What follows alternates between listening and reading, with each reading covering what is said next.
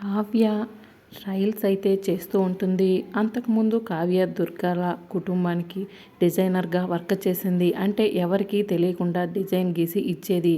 ఇక అదే వ్యక్తి దగ్గరికి వెళ్ళి నేను మరలా డిజైన్స్ వేస్తాను, ఎవరైనా ఉంటే చెప్పండి అని చెప్పడంతో, అదేంటమ్మా ఒకప్పుడు దుగ్గిరాల కుటుంబానికి నువ్వే డిజైన్స్ వేసి ఇచ్చేది, ఇప్పుడు నువ్వు ఆ ఇంటికి కోడలైపోయావు, ఇప్పుడు నీకంత కష్టం ఏమొచ్చింది అని మొత్తానికి జాబ్లో అయితే జాయిన్ అవుతుంది. అంటే ఎవరైనా ఉంటే చెప్తాను, డిజైన్స్ వేద్దులే అన్నట్లు చెప్తాడు. రాజ్ అపర్ణకి చాకచక్యంగా అబద్ధం చెప్పేస్తాడు.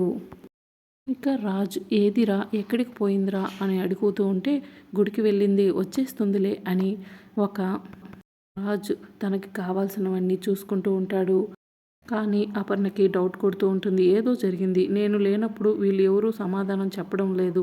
వాళ్ళు అత్తయ్యని అడుగుతుంటే ధనలక్ష్మిని అడిగినా కూడా ఎవరూ సమాధానం చెప్పరు.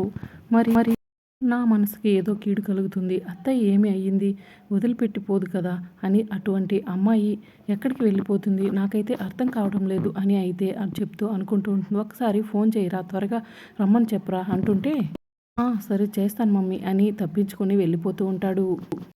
అసలు విషయం అయితే ఎవరూ చెప్పడం లేదు.